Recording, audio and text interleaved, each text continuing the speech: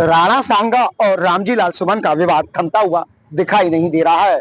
जहां एक तरफ भारतीय जनता पार्टी सपा प्रमुख अखिलेश यादव और रामजी लाल सुमन के साथ साथ पूरी समाजवादी पार्टी को ऊपर हमला बोलती हुई दिखाई देती है, तो वहीं दूसरी तरफ रामजी लाल सुमन एवं समाजवादी पार्टी ने साफ बोल दिया है कि वह इस कदम से पीछे नहीं हटेंगे और ना ही माफी मांगेंगे।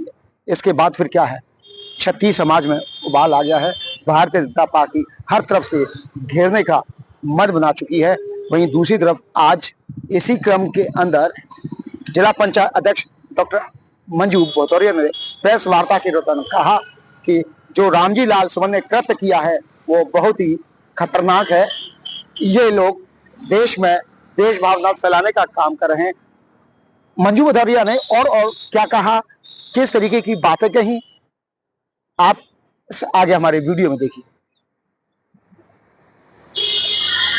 महाराणा राणा सागा जी हैं, जिन्होंने मातृभूमि की रक्षा के लिए, उनके गौरव के लिए और स्वतंत्रता के जो पुजारी थे, उन्होंने अपना सर्वस्व निछावर कर दिया देश के लिए। उनके शरीर पर 80 घाव होने के बावजूद वो लड़ते लड़ते वीर गति को प्राप्त हो गए।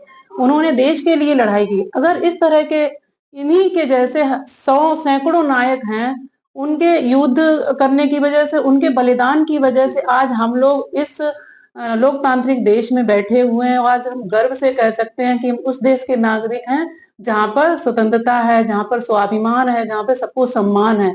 इन्हीं के बलिदानों की वजह से आज हम कह सकते हैं। और इनके लिए कोई अभद्र टिप्पणी करे या हल्के शब्दों का प्रयोग करे तो मुझे लगता है कोई भी भारतवासी उसको सहन नहीं कर पाएगा, किसी को बर्दाश्त नहीं होगा। मैम, लेकिन रामजी सुमन ने राज्यसभा में कहा है, बाहर में कहा है कि मैं मर जाऊंगा, लेकिन इस मामले में माफी नहीं मांगा। आप जिस तरह से रामजी लाल सुमन ने ये वर्ड बोला है माफी ना मांगने का, ये तो मुझे लगता है कहीं ना कहीं तुष्टीकरण की राजनीति है। ये तो कोई अपने देशभक्ति के लिए प्रेम या उस तरह की बात नहीं है। अगर हम देश को अपने प्रेम करते जहाँ पे हम रहते हैं तो हम उस देश के नागरिक हैं, चाहे कोई भी हो। तो हमसे गलती हुई तो हमें माफी मांगनी चाहिए, नहीं मांगते तो ये it's a different type of politics. Akhilesh Yadav हो, शिवपाल यादव और राम गोपाल यादव, तीनों ने एक ही बयान दिया है कि भारतीय जनता पार्टी देश का सौहार्द खराब करना चाहती है और बेरोजगारी और उत्तर प्रदेश के और देश के विकास के मुद्दों को छोड़कर ऐसे मुद्दों को हवा दे रही है जिससे देश का माहौल खराब है। आप लोग आजकल लोग कहने पर नहीं करने पर विश्वास करते हैं। आप देखिए इन 10 वर्षों में हमारे देश का और हमारे प्रदेश कहां से कहां गया है। जिस प्रदेश को कभी बीमारू राज्य कहा जाता था, जिस प्रदेश को कभी बेरोजगारी कहा जाता, जिस प्रदेश का शिक्षा का स्तर बहुत ही निम्न स्तर का हो गया, आज वो प्रदेश भारत में नंबर 1 नंबर दूसरे पर राज्य बन गया है। आज हमारा उत्तर प्रदेश के रूप में आगे उभर कर आ रहा है। आज हमारे उत्तर प्रदेश में शिक्षा जो है पारदर्शी प्रक्रिया से सबका चयन होता है। सबको अच्छी क्वालिटी की क्वालिटेटिव और अच्छी शिक्षा सबको मिल रही है। हमारे जो युवा हैं उनको रोजगार अपना खोलने के लिए प्रेरित किया जा रहा है। साथ ही साथ विभिन्न योजनाओं के माध्यम से उनकी प्रतिभा को निखारने का कार्य किया जा रहा है।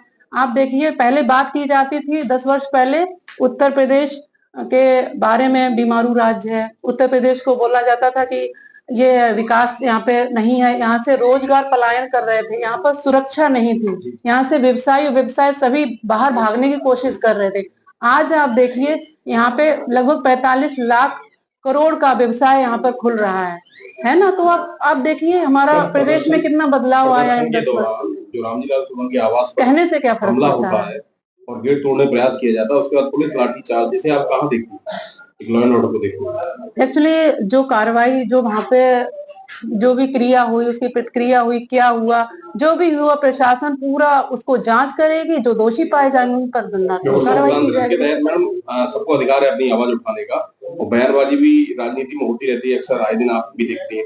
लेकिन घर पे जाके इस तरह से पूरा हमला तौर से करना और पुलिस की बैरिकेडिंग, जिस तरह से राही पर्वत का आपने वीडियो काफी लोगों ने देखा होगा, काफी वायरल हुआ है। एक्चुअली क्या है, एक्चुअली जो भी है आपको भी पता है, कोई गलत जो हमारे देशभक्तों के बारे में या हमारे राष्ट्रभक्तों के बारे में गलत बोलेगा, गलत बयान करेगा, तो फिर जनता क्या करेगी, युवा क्या करेंगे? युवा गलत को तो बर्दाश्त नहीं करेंगे। वो अपना प्रदर्शन कर रहे थे, प्रदर्शन के बाद में क्या क्रिया हुई, उसकी क्या प्रतिक्रिया हुई, ये तो मौके पर ही पता। जो भी है, जो मेरा प्रशासन है उसने देखा है, वो जांच करेंगे, कार्रवाई करेंगे। मैम, सभा प्रमुख कह रहे हैं कि इस मामले को जानबूझकर हवा दी जा रही है क्योंकि रामजीलाल सुमन दलित समाज से आते हैं, इसलिए सारी चीजें। एक्चुअली ये तुष्टिकरण की राजनीति है और कुछ नहीं है। आप सब जानते हो राज्यसभा में इस तरह का वर्ड बोलना ये कोई उचित बात नहीं है, तो गलत बात है। से बहुजन समाज को लेकर ये ऐसा कुछ नहीं है, ये राजनीति है एक तरह से। एक्चुअली बात तो ये है कि हमारी देश की बात हो रही है, हमें देश के नागरिकों की, जो जिसने देश के लिए त्याग किया, बलिदान दिया, जो मर के चले गए